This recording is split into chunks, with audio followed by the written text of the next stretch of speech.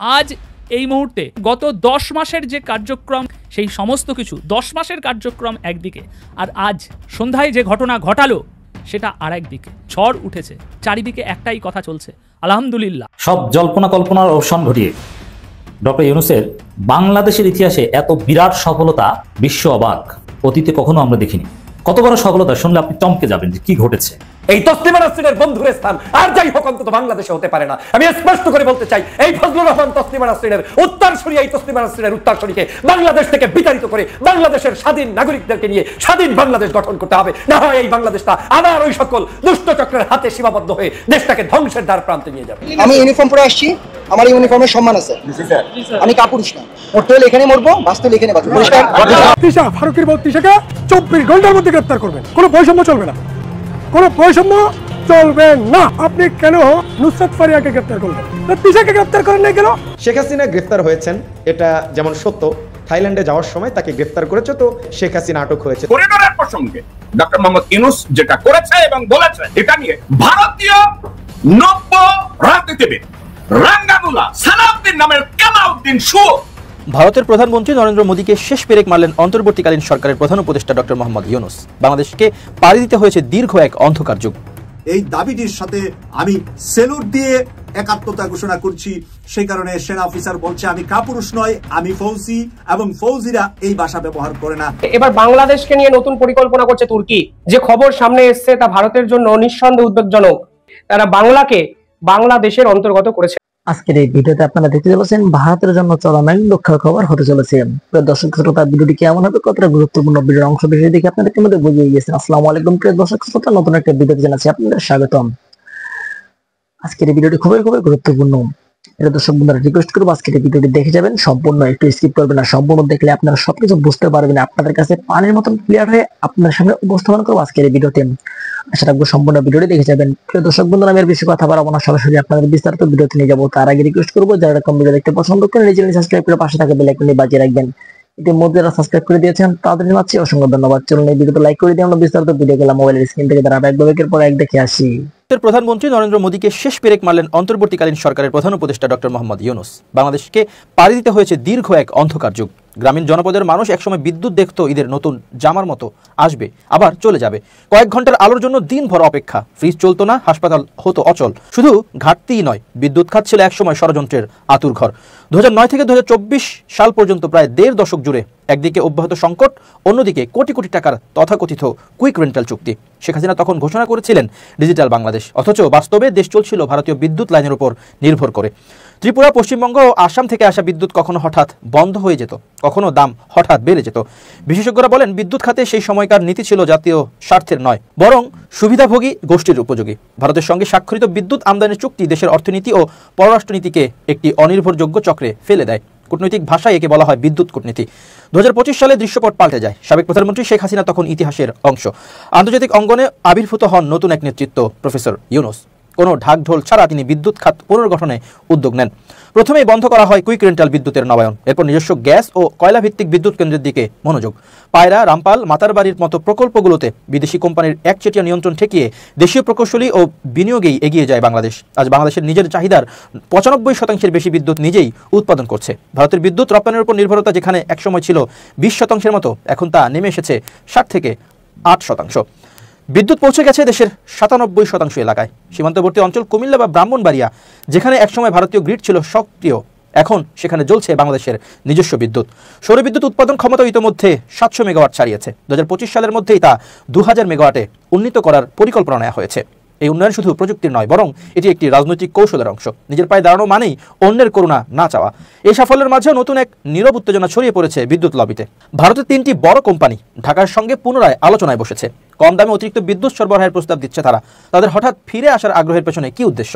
সম্প্রতি ফাঁস হওয়া এক গোপন বৈঠকের তথ্য অনুযায়ী একটি বিদেশি মিশনের প্রতিনিধিদের সঙ্গে জ্বালানি খাত নিয়ে বিশেষ সতর্কতামূলক আলোচনা হয়েছে। কেউ কেউ বলছেন, বিদ্যুৎ এখন কেবল একটি প্রযুক্তিগত খাত নয়, এটি হয়ে উঠেছে নতুন ভূরাজনৈতিক ষড়যন্ত্রের কেন্দ্রবিন্দু, যেখানে তেল গ্যাসের বাইরেও ক্ষমতা ও নেতৃত্বের নিয়ন্ত্রণ নির্ধারণ হতে পারে। তিশা ফারুকের বউ তিশাকে 24 ঘন্টার মধ্যে গ্রেফতার করবেন।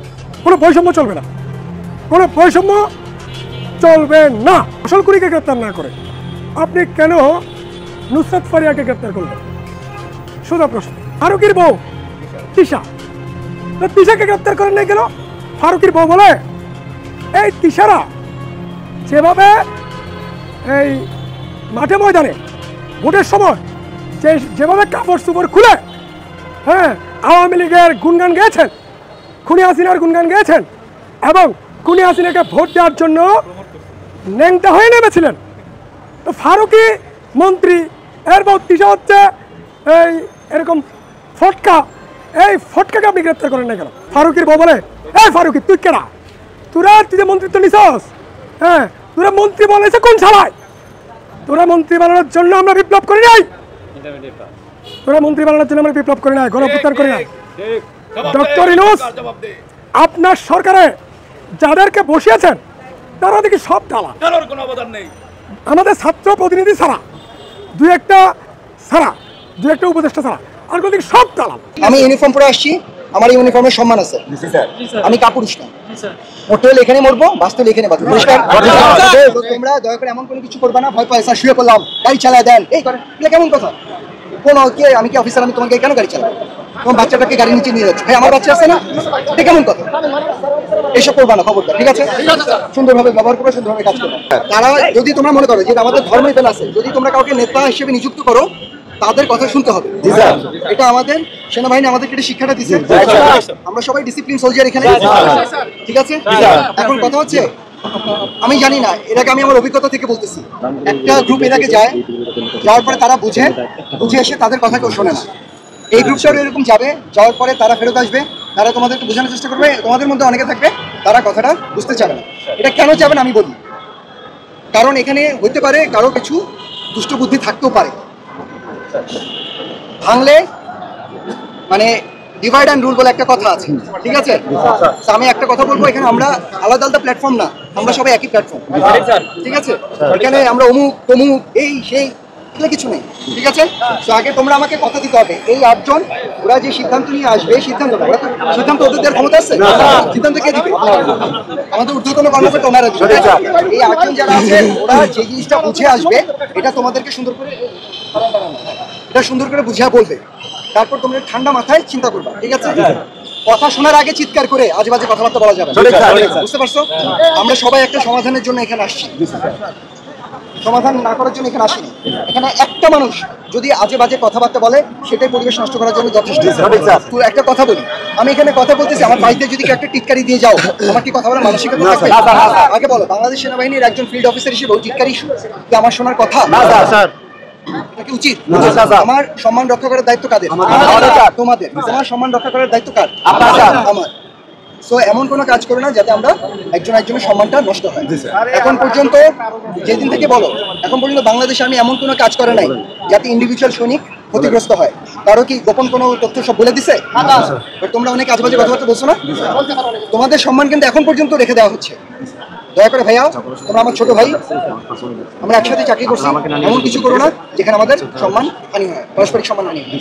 এই তসলিমা নাসরিনের বন্ধুর স্থান আর যাই হোক অন্তত বাংলাদেশে হতে পারে না। আমি স্পষ্ট করে বলতে চাই, এই ফজলুর রহমান তসলিমা নাসরিনের উত্তরসূরি, এই তসলিমা নাসরিনের উত্তরসূরিকে বাংলাদেশ থেকে বিতাড়িত করে বাংলাদেশের স্বাধীন নাগরিকদেরকে নিয়ে স্বাধীন বাংলাদেশ গঠন করতে হবে। না হয় এই বাংলাদেশটা আবার ওই সকল দুষ্ট চক্রের হাতে সীমাবদ্ধ হয়ে দেশটাকে ধ্বংসের দ্বার প্রান্তে নিয়ে যাবে। অনিমাদ্রাসার উপরে ক্ষিপ্ত, অনিমাক্তবের উপরে ক্ষিপ্ত, অনিমামকারী মুয়াজ্জিনের উপরে ক্ষিপ্ত, তো বাংলাদেশের মানুষটাকে কত বড় জঙ্গল কোথাকার। বাংলাদেশের সভ্যতা সংস্কৃতির সাথে মিশে আছে আলেম সমাজের নাম, সেই সভ্যতা সংস্কৃতি নিয়ে কত বড় নিষ্ঠুরতার পরিচয় দিয়েছে, ধিক্কারের পরিচয় দিয়েছে আজকের এই ফজলুর রহমান। ফজলুর রহমান চরম ধৃষ্টতার পরিচয় দিয়েছে। চুপ করে আর বসে থাকবেন না। আমি সারা বাংলাদেশের ইমামদেরকে, মুয়াজ্জিনদেরকে, কারীদেরকে আগামী শুক্রবারের মসজিদের প্রত্যেকটি খুতবা থেকে এই ফজলুর রহমানকে বাংলাদেশের জনগণের কাছ থেকে বিতাড়িত করার জন্য এবং জনগণের কাছ থেকে প্রতিবাদী ভাষা আজকের তার বিরুদ্ধোচ্চারণের জন্য ইমাম খতিবদেরকে উদাত্ত আহ্বান জানাই, আপনারা আপনাদের বক্তব্যে সেটা বলবেন এবং 1 সপ্তাহের মধ্যে এই ফজলুর রহমানকে বাংলাদেশের আলেম সমাজের যেহেতু বিরুদ্ধাচরণ করছে, ক্ষমা না চাইলে বাংলাদেশ থেকে চিরদিনের জন্য তাকে ভিন্ন দেশে তসলিমা নাসরিন যেখানে আছে সেখানে তাকে চলে যেতে হবে, চলে যেতে হবে, চলে যেতে হবে। কোনো কম্প্রোমাইজ নাই, ধান্দাবাজির জায়গা পাও না। তোমার ওই সকল গুণী না, তোমাদের ওই সকল দেখে রাজনীতি করি না। রাজনীতির একটা ক্লিন অবস্থান থাকতে হবে। শয়তানি করে বাংলাদেশে আর জায়গা পাবা না। বাংলাদেশের মানুষের কাছে একটি সমাজ সম্মানিত, তাদেরকে নিয়ে কি ভাষায় কথা বলে, কি নোংরা স্বভাবের মানুষ। একজন উপস্থাপিকা পাইলেই একেবারে গল গল গল গল করে যা ইচ্ছা তাই বলে ফেলেন। বাহ, নিজের যে কত বড় দুঃসাহস, বলে যে আলেমদের কোনো সন্তান যেন কোনো নারীরা পেটে না নেয়। তোমার মতো দুশ্চরিত্র মানুষদেরকে নাকি পেটে নেবে নাকি? তোমাদের মতো দুষ্ট লোকদেরকে পেটে বসাবে নাকি? এদেশের মা বোনেরা এখন পর্যন্ত ঘরে ঘরে আলেমদেরকে পেটে রেখেছে, তৈরি করেছে, সন্তান হয়েছে বিদায় আজও বাংলাদেশের প্রত্যেকটি জায়গায়, প্রত্যেকটি স্থানে এখনো ভালো মানুষের অবস্থান আছে। তোমরা থাকলে বাংলাদেশটা এতদিনে শেষ হয়ে যেত। তসলিমা নাসরিনের বন্ধু হচ্ছে ফজলুর রহমান সাহেব। এই ফজলুর রহমান বাংলাদেশের আলেম বিদ্বেষী, ধর্মকে কটূক্তিকারী, ইসলামিক সভ্যতা সংস্কৃতির বিরুদ্ধাচারণকারী এবং বর্তমান সময়ের সবচাইতে বাংলাদেশ বিরোধী একজন ব্যক্তি যদি থেকে থাকেন তার নাম এই ফজলুর রহমান। কত বড় দুঃসাহস দেশের মা বোনদেরকে উদ্দেশ্য করে তিনি বলেন যে বাংলাদেশের কোনো মা বোন যাতে আলেমদের কোনো অবস্থায় তাদের কাছ থেকে গর্ভধারণ না করেন এবং আগামী দিনে তাদের কাছ থেকে কোনো সন্তান জন্ম না দেয়।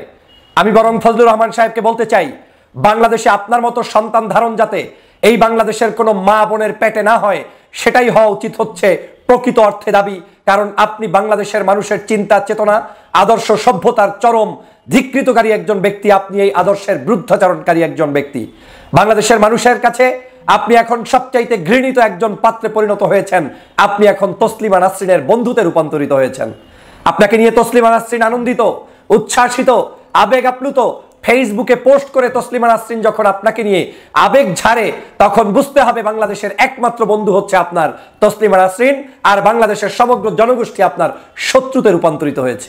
আপনি তসলিমা নাসরিনের পক্ষে পর্যন্ত কথা বলতে গিয়ে যে তসলিমা নাসরিনকে এদেশ থেকে চলে যেতে হয়েছে, তসলিমা নাসরিন কি কারণে গিয়েছে আমি গতকালকে বলেছিলাম, সেই একই কারণ অতিরিক্ত আপনি করে ফেলেছেন। কিন্তু আজ অবধি পর্যন্ত এদেশের কোনো ইসলাম প্রিয় জনতা কিংবা এদেশের সাধারণ নাগরিকরা এখনো আপনার বিরুদ্ধে ফুঁসে ওঠে নাই। কারণ আপনি এমন একটি দলের ছায়াতলে বসে অবস্থান করছেন, ওই দলটাকে মানুষ এখন পর্যন্ত খারাপ মনে করে না, বিএনপি জনমানুষের দল। কিন্তু এই দলটাকে আপনি বিক্রি করে সামনে রেখে তারপরে সকল অপকর্ম করে যাচ্ছেন।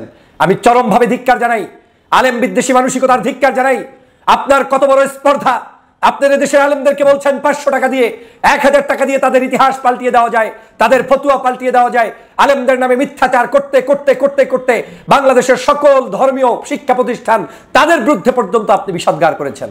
মাদ্রাসায় পড়াতে আপনি নিষেধ করেন, উৎসাহ প্রদান করেন যে মাদ্রাসায় কোনো অবস্থায় যাতে কেউ না যায়। মাদ্রাসার শিক্ষার্থীরা গরিব, মুসাফির, খয়রাতি। মাদ্রাসার শিক্ষার্থীরা ওখানে ঢুকে আর ওখান থেকে শিক্ষক যেভাবে বলে সেভাবে চলে। মাদ্রাসার শিক্ষার্থীরা নাকি বাংলাদেশের কোনো ভালো কিছু করতে পারে না। অথচ আপনাকে মনে রাখা উচিত, বাংলাদেশের সিংহভাগ এখন পর্যন্ত মানুষ এই মাদ্রাসায় টাকা দিয়ে তার সন্তানকে, আত্মীয় স্বজনদেরকে, তার পরিবারকে, পরিজনকে এবং বাংলাদেশের অবশ্যই একটি অবহেলিত শ্রেণী, মধ্যম শ্রেণী, উচ্চ শ্রেণী সহ সব শ্রেণীর নাগরিকরাই এই শিক্ষা প্রতিষ্ঠানগুলোতে পড়ে। কেউ দুনিয়াবি স্বার্থে পড়ায়, কেউ আখিরাতে স্বার্থে পড়ায়, কেউ ছেলেটাকে ভালোর জন্য পড়ায়, কেউ ছেলেটাকে কোনো কিছু অর্জন নয় আল্লাহর সন্তুষ্টির জন্য পড়ায়। সেটা তার একান্ত ব্যক্তিগত ব্যাপার। আপনি কোন সাহসে সেই শিক্ষা প্রতিষ্ঠান নিয়ে বিষোদ্গার করছেন, মিথ্যাচার করছেন? আলেমদের বিরুদ্ধে কথা বলতে গিয়ে আপনার ঠোঁট একটু বাঁকায় না?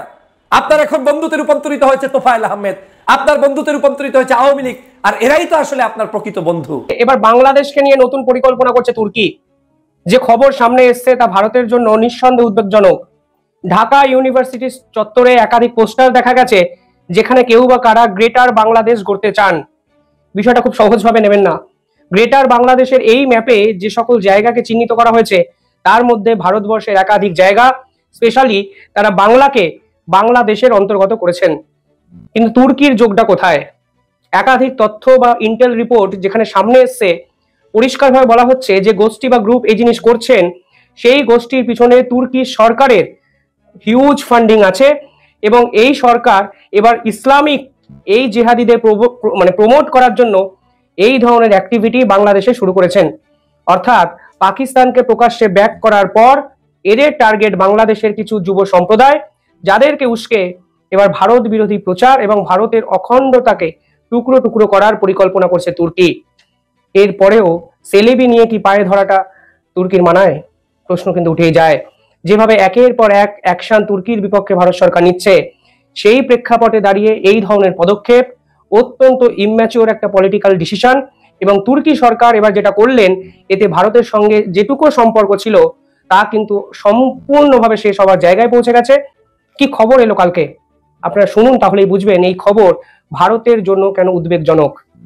যে খবর সামনে এসছে সেখানে দেখা যাচ্ছে বাংলাদেশের একটি এনজিও গোষ্ঠী সেই এনজিও, শেখ হাসিনাকে সরানোর পিছনে আরো এক এনজিওর গল্প আমি আপনাদের বলেছিলাম, সেই এনজিওর পিছনে ইউএসএইড এর টাকা ছিল, জর্জ সরোস এবং আলেকজান্ডার সরোসের ইনভেস্টমেন্ট ছিল। সেই এনজিওকে সামনে রেখে বাংলাদেশের শেখ হাসিনা বিরোধী এক আন্দোলনের প্লট তৈরি করা হয়েছিল এবং একাধিক ইন্টারভিউ নিয়ে এই সকল ছাত্র নেতাদের কিন্তু স্কাউট করা হয়। ফের একবার বাংলাদেশের এনজিওর দাপাদাপি শুরু হয়েছে এবং এক্ষেত্রে সেই এনজিও স্বপ্ন দেখছেন গ্রেটার বাংলাদেশ তৈরি করতে হবে। এবং সেই এনজিও কোথা থেকে শুরু হয়েছে? আরো এক ইউনিভার্সিটি থেকে শুরু হয়েছে, ঢাকা ইউনিভার্সিটি, এশিয়ার মধ্যে অন্যতম প্রাচীনতম ইউনিভার্সিটি। এবং ঢাকা ইউনিভার্সিটি যে গরিমা, যে সম্ভ্রম, সে সম্মান আজ যে কোথায় গিয়ে পৌঁছেছে, এই ধরনের অ্যাক্টিভিটি দেখলেই কিন্তু পরিষ্কার হয়ে যায়। সেই ইউনিভার্সিটিতে অদ্ভুতভাবে একটি নতুন গ্রুপের উদ্ভব হয়েছে। এই গ্রুপের দাবি হলো সালনাতে বাংলা, অর্থাৎ গ্রেটার বাংলাদেশ তৈরি করো। এই সালনাতে বাংলা মানে হলো গ্রেটার বাংলাদেশ, বৃহত্তর বাংলা তারা তৈরি করতে চাইছেন। এতটা অবধি ঠিক ছিল। পরবর্তীকালে জানা যায় এই এনজিওর পিছনে তুর্কিস একটি কোম্পানির ফান্ডিং আছে এবং আরো ইন্টারেস্টিং বিষয় হলো সেই কোম্পানি আবার তুর্কি সরকারের একটি ঘনিষ্ঠ কোম্পানি, অর্থাৎ তুর্কির প্রেসিডেন্ট এরদোয়ান, তার যে পার্টি, সেই পার্টির নাম হলো AKP, অর্থাৎ জাস্টিস অ্যান্ড ডেভেলপমেন্ট পার্টি। সেই পার্টি সরাসরি ভাবে ফান্ডিং করে। সেই কোম্পানি এবার বাংলাদেশের এনজিও তাদেরকে ফান্ডিং করছে। তারা এবার সালনেতে বাংলা এই পোস্টারে বাংলাদেশকে পুরো মুড়িয়ে দিয়েছে। যাদের স্বপ্ন গ্রেটার বাংলাদেশ, অর্থাৎ তুরস্কতে বসে এরদোয়ান এই ধরনের কলকাঠিটি নাড়াচ্ছেন এবং পরিষ্কারভাবে তুর্কির যে অফিসিয়াল স্ট্যান্ড তা আমাদের সামনে এখন এস্টাবলিশড হয়েছে। তারা ভারতকে অশান্ত করতে চাইছেন এবং এরদোয়ান যেরকম চেয়েছিলেন নিউ অটোম্যান এরা শুরু করতে, অর্থাৎ বৃহত্তম ইসলামিক সমাজ তৈরি করতে, সেই বৃহত্তম ইসলামিক সমাজ তৈরির জন্য এরা পাকিস্তান এবং বাংলাদেশের জেহাদিদের ইনভেস্টমেন্ট করে প্রমোট করার চেষ্টা করছেন, যেন ভারতকে কোনো না কোনোভাবে অশান্ত করা যায়।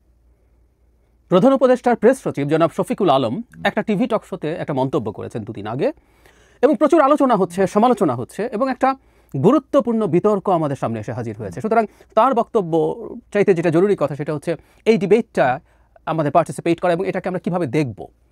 যমুনা টিভির একটি টক শোতে তিনি এই সরকার কি করতে পারে না পারে নিয়ে একটা আলাপচারিতার সূত্রে উপস্থাপিকা রুকসানা আঞ্জুমান নিকোল তাকে প্রশ্ন করেছেন কয়েকটা খুবই পলিসি ডিসিশন নিয়ে। রাখাইনে করিডোর, চট্টগ্রাম বন্দর বিদেশি কোম্পানিকে পরিচালনার দায়িত্ব দেয়া এবং কাতারের বাংলাদেশের অস্ত্র কারখানা তৈরি, এরকম খুবই খুবই সংবেদনশীল স্ট্র্যাটেজিক সিদ্ধান্ত এই সরকার নিতে পারে কিনা, অন্তর্বর্তীকালীন সরকার, সেই প্রশ্ন তাকে করা হয়েছিল এবং জনাব শফিকুল আলম দীর্ঘ সময় নিয়ে এটা জবাব দেওয়ার চেষ্টা করেছেন। আমি ভিডিওটা আপনাদেরকে দেখে নিতে বলবো, এটা পাওয়া যায় ইউটিউবেও, তারা আলাদা করে ক্লিপ করেও দিয়েছেন। সেখানে তিনি খুব ব্যাখ্যা করার চেষ্টা করেছেন এবং একটা পর্যায়ে তিনি বলছেন everything, they have got the mandate to do everything. ওনাকে উপস্থাপিকা জিজ্ঞেস করছেন এভরিথিং, উনি কনফার্ম করেন এভরিথিং। তার মানে এই সরকার, এই অন্তর্বর্তীকালীন সরকার যা খুশি তা করতে পারে, জনাব শফিকুল আলম বলছেন। এই পুরো ক্লিপের মধ্যে আগেও একবার বলেছেন, পরেও একবার বলছেন। কেন পারে সেটার ব্যাখ্যা তিনি যেটা দিচ্ছেন সেটা হচ্ছে ওনার ভাষ্য মতে যে এই সরকার সংস্কারের ম্যান্ডেট পেয়েছে এবং যাবতীয় যা যা আছে, এই রোহিঙ্গা ইস্যু, এটা সংস্কার, বন্দর সংস্কার, সব কিছুকে তিনি সংস্কারের মধ্যে ঢুকিয়ে বলছেন। সুতরাং এগুলো কেন তারা করতে পারবেন না। এবং উৎসটা খুব তার কাছে এইরকম, এটা বিপ্লবের ম্যান্ডেট পেয়েছে, রেভলিউশনও বলেছেন। আমরা খুব ইন্টারেস্টিং আরেকটা ডিবেটের মধ্যে উনি এখানে ঢুকেছেন, নিজের অথরিটি বোঝানোর জন্য, ম্যান্ডেট প্রাপ্তি বোঝানোর জন্য বিপ্লব শব্দটা ব্যবহার করছেন।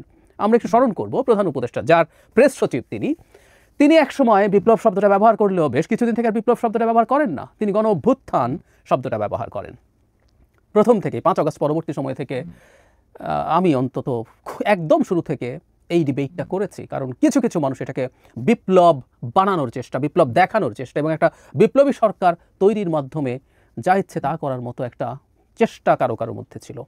বিপ্লব ট্রুলি হলে সমস্যা ছিল না, সেটা আমরা দেখতাম কি হয়, কিন্তু এটা বিপ্লব ছিল না, এটা জাস্ট একটা স্বতঃস্ফূর্ত গণ অভ্যুত্থান ছিল।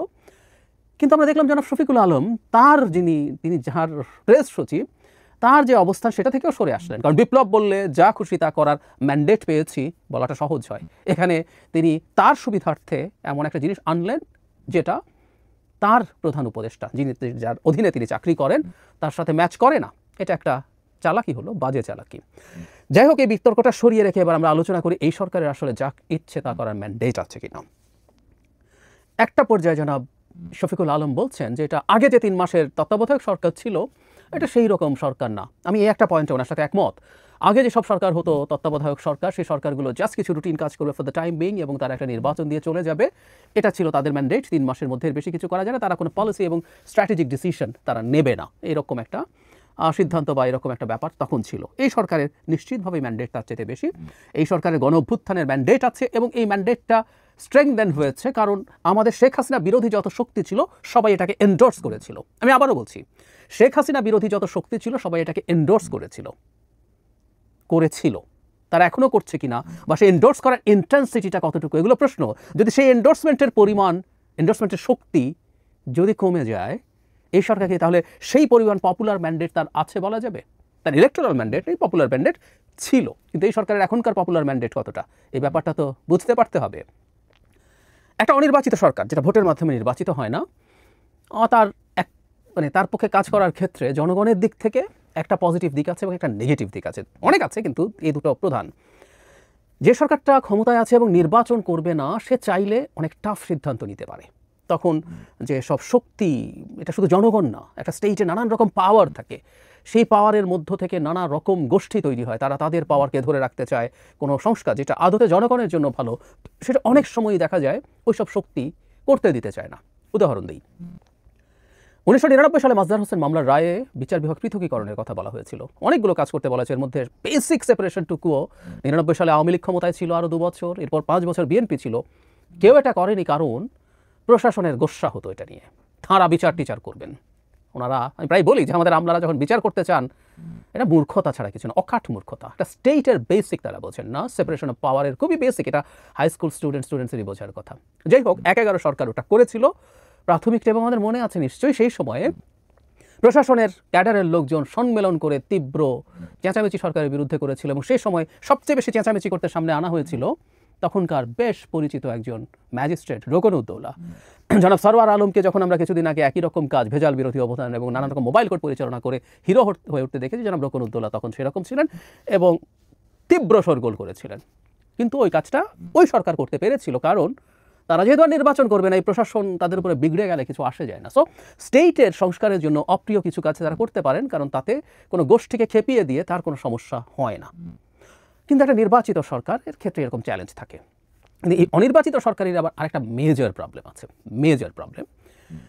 সেটা হচ্ছে যেহেতু সে নির্বাচন করতে যাচ্ছে না, তার জবাবদিহিতার প্রশ্ন নেই। সে এমন সব বিষয় ঢুকে যেতে পারে যেটা রাষ্ট্রের জন্য ক্ষতিকর। ধরুন একটা নির্বাচিত সরকার, সে রাষ্ট্রের জন্য ক্ষতিকর কোনো সিদ্ধান্ত নিতে যাচ্ছে, কিন্তু দেখা গেল একটা জনমত তৈরি হলো যেটা তার বিরুদ্ধে চলে গেল, তখন সেই নির্বাচিত সরকার, গণতান্ত্রিক সরকার যে আবার একটা নির্বাচন ফেস করবে, সে অনেক ক্ষেত্রেই সরে আসে। কারণ তাকে দিনের শেষে মানুষের সামনে দাঁড়াতে হবে, ভোটে জিততে হবে। ডক্টর ইউনূসের সরকারের মধ্যে এই দুটো ব্যাপারই আছে, এবং পরে যেটা বললাম, এই ঝুঁকিটা সিরিয়াসলি আছে। এই সরকারের জবাবদিহিতা তাহলে কোন জায়গায়? আমি একবার সবাই মিলে রাজি হলো বলেই আমি ম্যান্ডেট পেয়ে গেছি ফর ডুইং এভরিথিং, এটা ভুল। এখন তারা যেসব পদক্ষেপ নিচ্ছেন খুবই স্ট্র্যাটেজিক পদক্ষেপ। চট্টগ্রাম বন্দর বিদেশি অপারেটরকে দেওয়া যাবে না, নট নেসেসারিলি। আমি এটা নিয়ে দীর্ঘ একটা ভিডিওতে বলেছি, আমাদের অর্থনীতিকে ভালো করে তুলতে হলে এটা এফিশিয়েন্ট হতে হবে। এটা আমরা পারবো কিনা জানি না, বাইরের যেসব কোম্পানি আছে তারা করলো, ইটস নট ব্যাড। ওই ভিডিওতে আমি আসলে, আপনারা দেখেছেন অনেকে, এটা প্রমাণ করার চেষ্টা করেছি পোর্ট কিন্তু একটা স্ট্র্যাটেজিক অ্যাসেট এবং এই সিদ্ধান্তটা স্ট্র্যাটেজি বিবেচনা করে নিতে হয়। এই সরকার কি সব করেছে? এবং ভবিষ্যতের যে সরকার আছে, এই সিদ্ধান্ত নিলে তো এটার ইম্প্যাক্ট সামনে পড়বে, সেই সরকার কেমন করবে, কি করবে, সেটাকে কীভাবে ডিল করবে, সব প্রশ্ন আসে না? আসে তো। কাতার বাংলাদেশে সমরাস্ত্র কারখানা বানাবে, খুবই স্ট্র্যাটেজিক সিদ্ধান্ত। আর রাখাইনে তো সরকার পরিকল্পনা করে যুদ্ধ বাঁধাচ্ছে জাতীয় নিরাপত্তা উপদেষ্টা ডক্টর খলিলের নেতৃত্বে, এটা ফর শিওর। এই ভদ্রলোকের দায়িত্বে থাকা উচিত না দেশের স্বার্থ নিয়ে এরকম ছিনিমিনি খেলার জন্য। তিনি যদি বিদেশি নাগরিক নাও হয়ে থাকেন, তার যদি দ্বৈত নাগরিকত্ব নাও হয়ে থাকে, তিনি কারো এজেন্ডা নিয়ে বাংলাদেশে এসেছেন এই দেশকে নিয়ে ছেলে খেলা করতে, এটা মনে হয়। তো যাই হোক, এই সিদ্ধান্ত আবার দেবও কি নাই আলাপ হতে পারে, ঠিক আছে, আমরা তর্কের খাতিরে সরে রাখলাম। কিন্তু এই যে দীর্ঘ বা সুদূর প্রসারী প্রভাব থাকবে এরকম সিদ্ধান্ত কারোর সাথে আলাপ করা ছাড়াই সরকার নিয়ে নেবে, প্রশ্নটা ওই জায়গায়। আমি সবাই একবার মেনেছে বলেই আমার সব ম্যান্ডেট হয়ে গেছে, আমি যে কোনো সিদ্ধান্ত নিয়ে নিতে পারি, এটা ভীষণ ভুল বলে আমি মনে করি। এই ধরনের স্ট্র্যাটেজিক সিদ্ধান্তের ক্ষেত্রে যদি নেওয়া জরুরি হয়ে পড়ে, সরকার সেগুলো আলোচনার মাধ্যমে করতে পারতো। অথচ আমরা যদি এভাবে বলি, যে 3টা পয়েন্টের কথা বললাম, যে 3টা পয়েন্ট দিয়ে জনাব শফিকুল আলমকে প্রশ্ন করা হয়েছিল, সেগুলোর কোনোটাই কি খুব এসেনশিয়াল ছিল এখনই? এই সরকার নির্বাচন করে চলে যাবেন, তার কাতারের সাথে অস্ত্র বানানোর চুক্তি, মিয়ানমারের রাখাইনে করিডোরের চুক্তি বা চট্টগ্রাম বন্দরের, এগুলো কি তার আদৌ করার কোনো দরকার ছিল? কারণ ডক্টর ইউনূসের ভাষ্য মতেই ডিসেম্বরে নির্বাচন হতে পারে। ডিসেম্বরে যদি নির্বাচন হয় তাহলে 6 মাস সময়, এবং ডিসেম্বরের শেষেও যদি হয় তাহলে 4 মাসও নেই আসলে তফসিল ঘোষণা করার। সরকার এগুলোতে ঢুকছে কেন? সংস্কার বলতে আদতে যা বোঝায়, যা বুঝিয়েছিলাম আমরা, স্ট্রাকচারাল রিফর্মস, সেগুলো নিয়ে সরকারের আসলে তেমন একটা মাথা ব্যথা নাই। পরিকল্পনা করে সংস্কারকে ঝোলানো হচ্ছে বলেই মনে হয় ঐকমত্য কমিশনের কাজের যে সম্মুখ গতি সেটা দেখে, আর এদিকে তারা সিদ্ধান্ত নিচ্ছেন। আমরা জনাব শফিকুল আলমের এই মন্তব্যকে প্রত্যাহার করতে দেখিনি, তিনি প্রত্যাহার করেননি, সরকারের দিক থেকে কোনো ক্ল্যারিফিকেশন দেওয়া হয়নি, ফলে আমরা ধরে নিতে পারি তার এই বক্তব্য সরকার ওন করছে। আমাদের জায়গা থেকে এটা খুব স্পষ্টভাবে বলছি, একটা অন্তর্বর্তীকালীন সরকার যেটার আয়ু ইভেন 6 মাসও হতে পারে, আর সর্বোচ্চ 1 বছর, যদি আমরা অনেক আলোচনা করেছি, টেকনিক্যালি 15 ফেব্রুয়ারির পরে আসলে নির্বাচন হওয়া সম্ভব না। যদি এটা হয় তাহলে ওই 5 বছরের দিকে হাঁটা দেওয়ার সম্ভাবনা তৈরি হয়ে গেছে, আমরা এটা বুঝে নিতে পারি।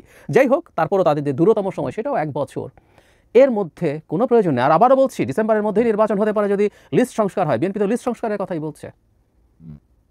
তাহলে যে সরকারকে 4 মাসও নেই, 3.5 মাসের দিকে গিয়ে এখন থেকে তফসিল ঘোষণা করতে হবে নির্বাচনের, সেই সরকার এসব সিদ্ধান্ত কেন নিচ্ছে? এবং সেই সরকারের প্রধান উপদেষ্টার প্রেস সচিব বেশ অ্যারোগ্যান্টলি, আমাদের শফিক ভাই, আমাদের খুবই প্রিয় মানুষ, বেশ অ্যারোগ্যান্টলি তিনি বলছেন সব করতে পারেন। উত্তর হচ্ছে পারেন না। এই ধরনের কাজ যেটা সুদূর প্রসারী প্রভাব আছে, সেটা এই রাজনীতির মাঠে থাকা অপরাপর শক্তিগুলো যারা নির্বাচন করলে ক্ষমতায় আসবে, প্রতিদ্বন্দ্বিতা করবে, নট অনলি দ্যাট, আমি ইভেন এনসিপিকেও খুব গুরুত্ব দিতে চাই। আগামী নির্বাচনে ওদের কোনো ভবিষ্যৎ নাই। আমি আবারও বলছি, মন খারাপ হতে পারে তাদের, কোনো ভবিষ্যৎ নাই তারা যদি এককভাবে নির্বাচন করে। তারপরও এনসিপিকে আমরা একটা গুরুত্বপূর্ণ রাজনৈতিক শক্তি হিসেবে মনে করি, কারণ গণঅভ্যুত্থানের সামনের সারিতে থাকা ছাত্ররা যারা ছিলেন তাদের একটা অংশ এটাকে লিড করছেন, এটার মধ্যে আছেন। তো সবার সাথে আলাপ হতে হবে, সবার সাথে, তারপর সিদ্ধান্ত নিতে হবে এই সরকার এইভাবেই কাজ করবে। এটা কেয়ারটেকার সরকার না, কিন্তু এটা একটা ভোটে নির্বাচিত সরকার না যে যা ইচ্ছে তা করতে পারে। আরও জরুরি কথা, ভোটে নির্বাচিত সরকারও কি যা ইচ্ছে তা করতে পারে? পারে না। তাকেও প্রচুর রেস্ট্রিকশন আছে, তার একটা পার্লামেন্ট থাকে, সেখানে শোরগোল হয়, মোটামুটি কাজ করার মতো গণতন্ত্র যদি থাকে, জনগণকে সমঝে চলতে হয়, সে কি চায় না চায়, এসব নানান বিচার বিবেচনা করে তাকে কাজ করতে হয়। সুতরাং একটা নির্বাচিত সরকার, জনগণের ভোটে নির্বাচিত সরকারই ম্যান্ডেট টু ডু এভরিথিং বলার রাইট রাখে না, সেখানে অন্তর্বর্তীকালীন সরকার এটা বলা তো। প্রিয় দেশবাসী, শুরু থেকে শেষ পর্যন্ত যারা এই ভিডিওটি দেখেছেন সকলকে জানাই অসংখ্য অসংখ্য ধন্যবাদ। যারা এরকম নিউজ ভিডিও পেতে পছন্দ করেন তারা অবশ্যই এই চ্যানেলটি সাবস্ক্রাইব করে পাশে থাকা বেল আইকনটি বাজিয়ে দিবেন। যারা এখন এই ভিডিওটি শেয়ার করেননি, এই ভিডিওটি দ্রুত শেয়ার করে সকলকে দেখার সুযোগ করে দিন। আজকের মতন এই পর্যন্ত, দেখা হচ্ছে পরবর্তী কোনো ভিডিও নিয়ে ইনশাল্লাহ।